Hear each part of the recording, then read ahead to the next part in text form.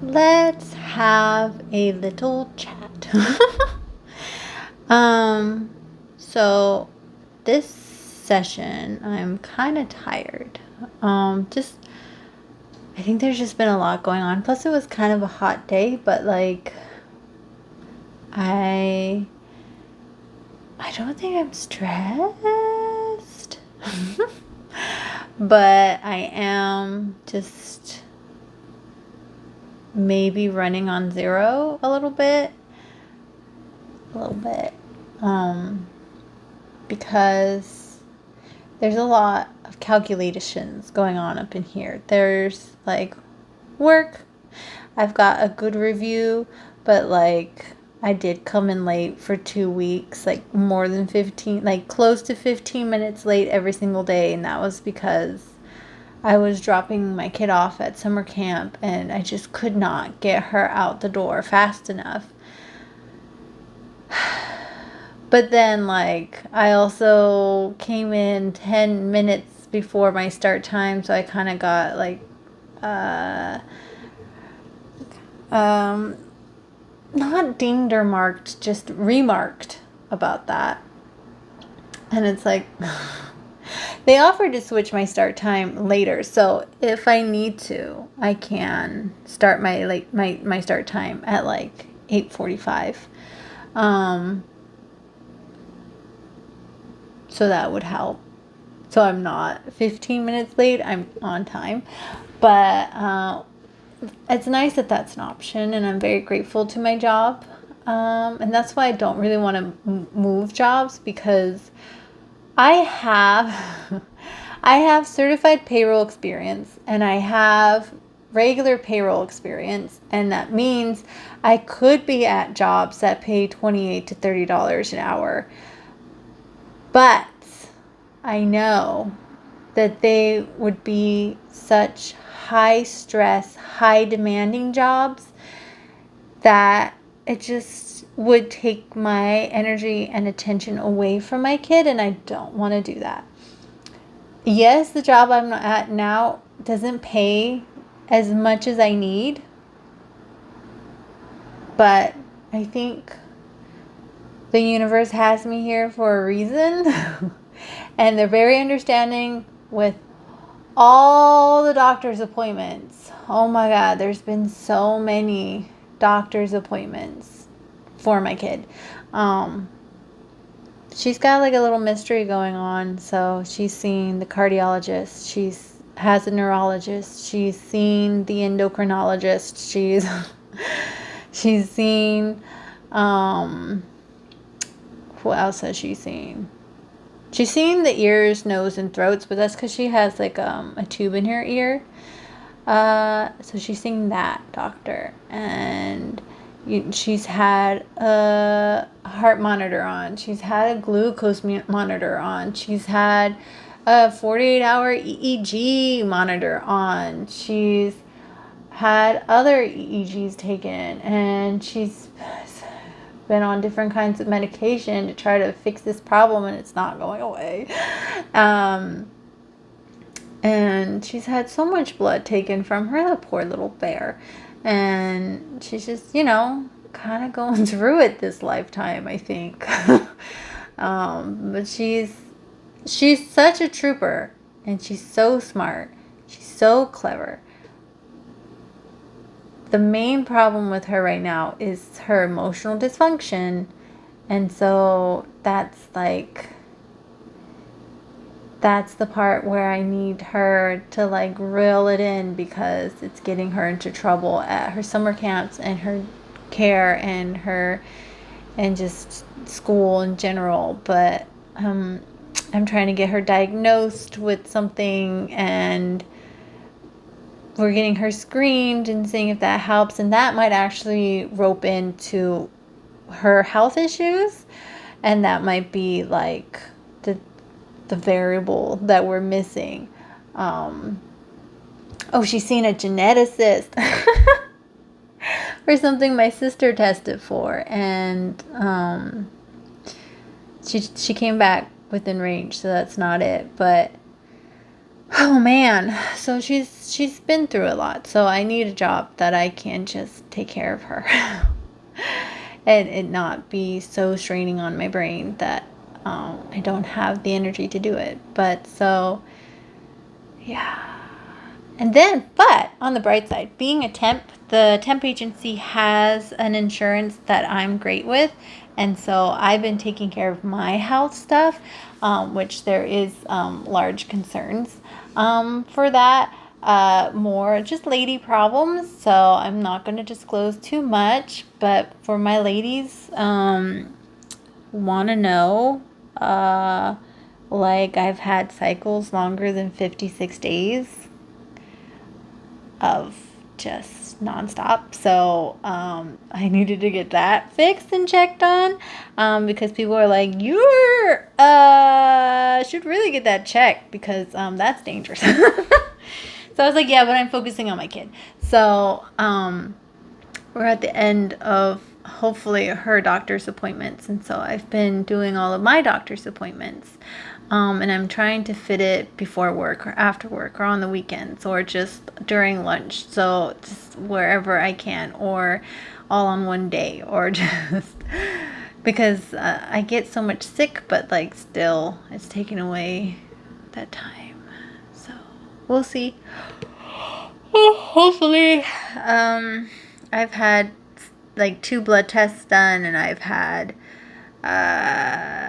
2 separate exams, like invasive exams done, which I don't mind too much, but like still, no, 1, 2, 3 invasive exams done, to help figure out what's going on. And I'm on medicine now to help balance myself out, to also address that. But we'll see what this last exam will say, and if I need minor corrective surgery or not, or if everything's fine and the medicine will take care of it. We will see. So that might be why I'm kind of tired. I don't know. But then also, I have museum stuff I'm thinking about and trying to get enough people to fill in positions so that the original board can retire, because they're like, we're tired and we need to go, but we can't because there's no one here. And I'm like, okay, I'm trying to fill in those positions for you so you can retire and go, and one of them might not make it and she might like on us, and it's it's not funny, but it's so sad. And so I'm trying. But also, I don't want her to just not come to the museum anymore, because that's when your health really drops, is when you have nothing to do. Um,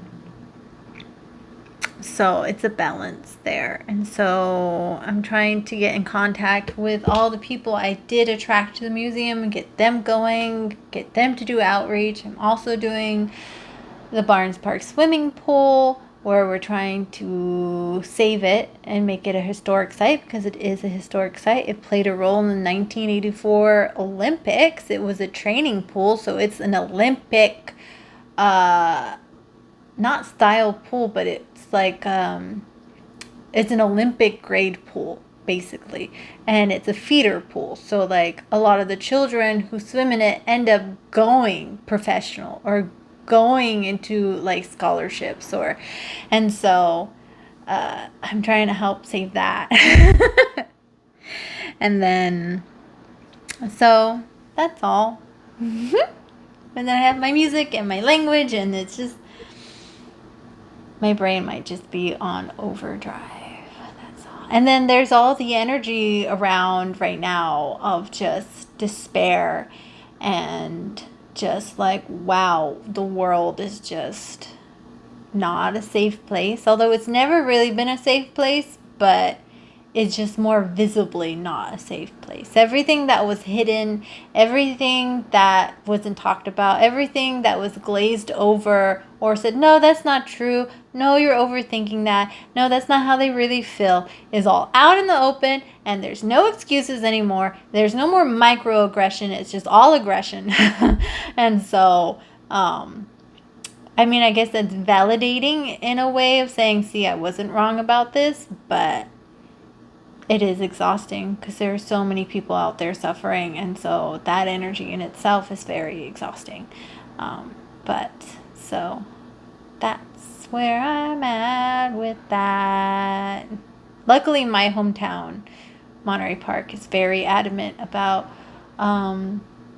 being very protective of their immigrants because they are a city of immigrants, quite literally are a city of immigrants. So they're very vocal about that, and they always publish something about like legal representation and workshops, and so that's all you can do really, is just get the information out there for people to see and go to. And so there's that I'm also trying to trying to do. But yeah, I just wanted to touch base. Oh, someone mentioned a live. I don't know how I would do a live because I'm in my sister's apartment and I don't feel right just popping on a live. But if you have any questions you would like me to answer for you, you can. I made a post, and you can write your questions there. If it's still up, I don't know when I'm going to post this, but if you have, or you could just leave a comment here. If there's any video ideas or something you'd like to see that's appropriate, that I feel comfortable doing, or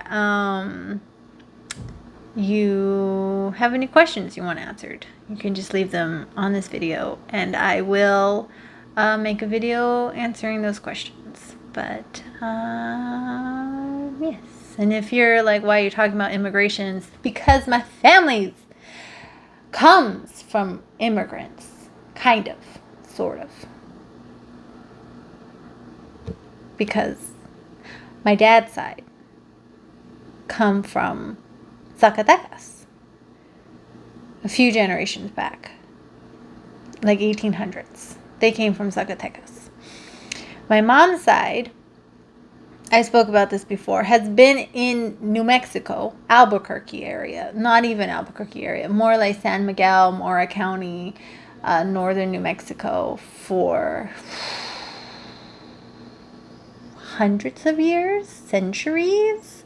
They've been there all the way back to like the first colonizers, and maybe even farther if I do ever find a connection with the indigenous folk there, which is really hard to find sometimes when your family has been intermingling for, not intermingling, but like this. It's just such a complicated history. It's so complicated. But anyways, so, and then they've been there since that area was was taken over by the Spanish, and then so it's complicated. So, in that essence, I do have some right to speak about this subject. But again, I also grew up in a hometown with immigrants. They were just primarily from China, Japan, Korea. They were just Asian immigrants, but they were still immigrants. So, anyways, that's that. I'm gonna try to cook now.